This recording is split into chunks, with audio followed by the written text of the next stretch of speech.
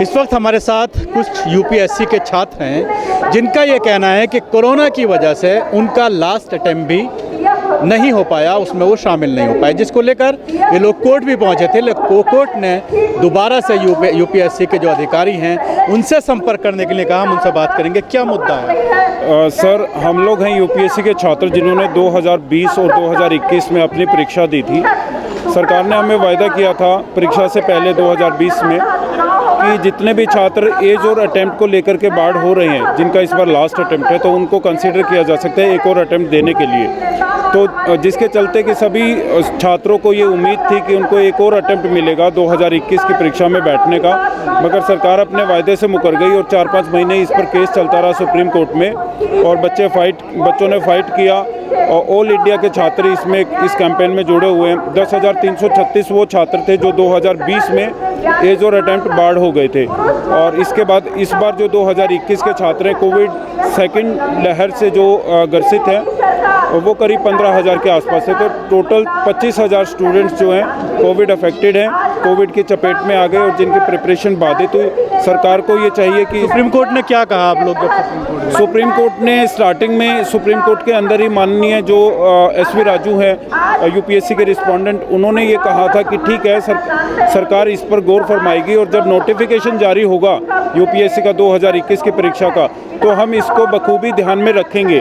मगर supreme court के instruction के बावजूद गवर्नमेंट की तरफ से इस पर कोताही बरती गई और उसको उन्होंने माइंड में नहीं रखा और जब नोटिफिकेशन आया तो इनको कोई भी रिलीफ नहीं दिया गया। एक अटेम्प्ट की जो दरकार थी वो पूरी नहीं की गई।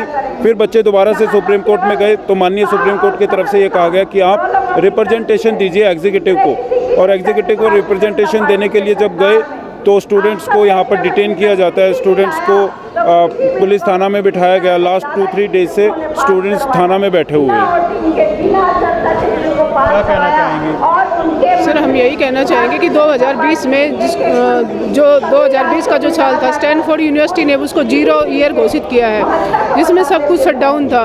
तो फिर स्टूडेंट्स की तैयारी भी उसी क्योंकि फ्रंटलाइन वर्कर्स भी थे उसमें, कुछ के घर में कोई खुद क्वारंटाइन था कि किसी के घर में इसके कारण डेथ हो गई थी। तो एक तरह से एक 0 ईयर हुआ, किसी का कोई प्रोडक्टिव ईयर नहीं निकला, तो इससे हमारी तैयारी इफेक्ट हुई और इसमें लिमिटेड चांस मिलते हैं। तो गवर्नमेंट जो है वो 2 एक्स्ट्रा अटेम्प्ट गवर्नमेंट ने कहा भी था। बट यूपीएससी का एग्जाम तो मुश्तकिल होता रहा है ना, कोरोना में कैंसिल तो नहीं हुआ? कोरोना में कैंसिल नहीं हुआ, लेकिन तैयारी के लिए एक समय तो चाहिए ना। जब सब कुछ बंद हो गया, आप जो बुक्स हैं उनकी दुकानें तक बंद हो गई, घर से आप बाहर नहीं निकल सकते, तो तैयारी कैसे होगी? और चारों तरफ ये था कि पता नहीं जिंदगी बचेगी कि नहीं बचेगी, पढ़ाई की तो दूर की बात है।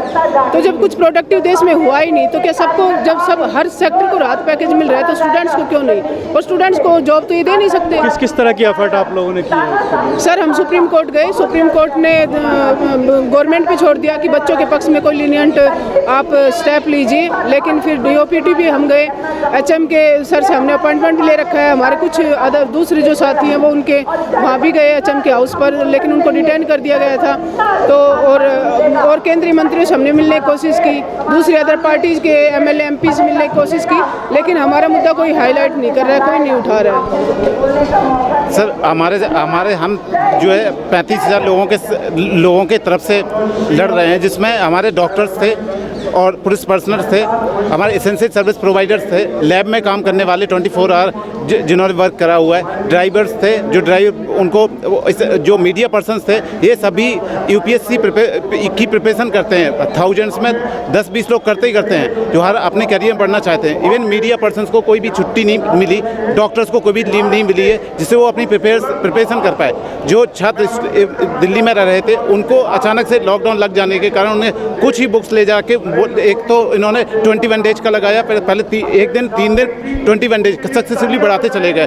तो हमारे नोट्स इधर ही छूट गए। रेलवे बंद हो चुकी थी, एसेंशियल सर्विस के लिए सिर्फ जो रोड ट्रांसपोर्ट खुला हुआ था, इसमें उन लोगों को फ़ायदा हुआ, हमारे से इनजस्टिस इकोनॉमिक एंड पॉलिटिकल हुआ। इकोनॉमिक इस तरीके से हुआ जैसे हमारा प्रीएम्बल्स हमारे बताता है कि कोई भी जस्टिस होगा, आप इकोनॉमिक पॉलिटिकल जस्टिस होगा आपके। जिसके पास पैसा था, पॉलिटिकल इन्फ्लुएंस था, उन्होंने अपनी वैन करी और जो भी जहाँ से जो लेना है उन्होंने अरेंज कर लिया।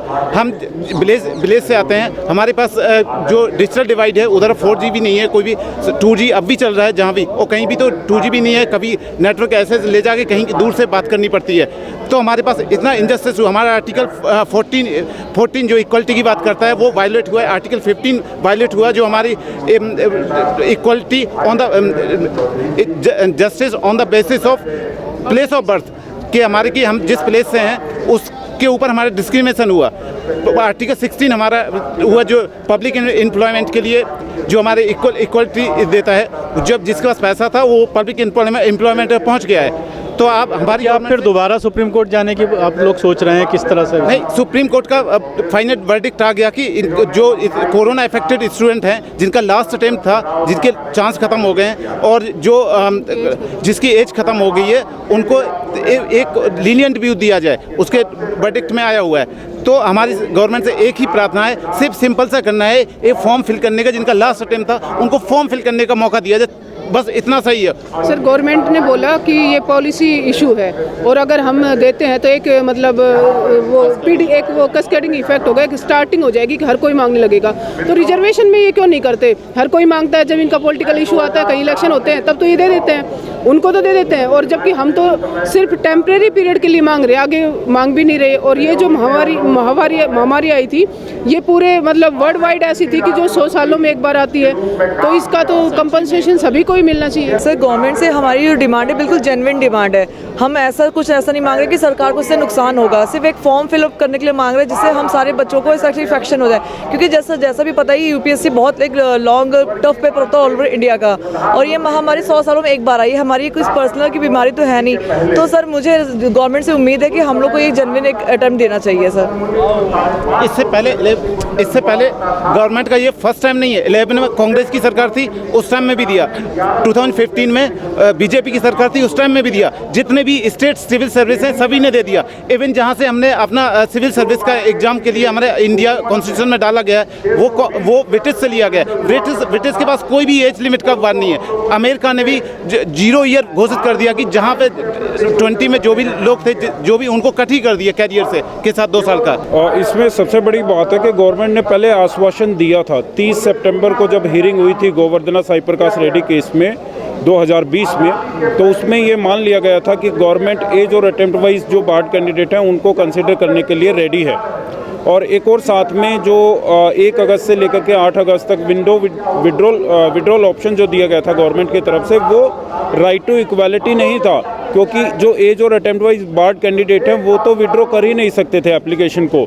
अगर वो विड्रॉ करते तो फिर नेक्स्ट ईयर के लिए एज बार हो जाते। तो यहाँ पर गवर्नमेंट ने इनके फंडामेंटल राइट्स का भी हनन किया और साथ में अपने आश्वासन से मुकर गई है, ये बहुत बड़ी बात है। और 4 महीने के बाद फिर माननीय सुप्रीम कोर्ट के अंदर जब ये हियरिंग हुई थी 5 फरवरी को 2021 को, तब उन्होंने इस बात पर मान लिया था कि एज जिनकी अभी एज बची हुई है और अटेम्प्ट लास्ट है तो उनको कंसीडर करने के लिए फिर से सरकार तैयार है, जो कि एक डिस्क्रिमिनेशन दिखाता है। तो माननीय सुप्रीम कोर्ट की तरफ से कहा गया था कि आप सभी को कंसीडर कीजिए, एक मतलब किसी एक कैटेगरी को कंसीडर ना करें।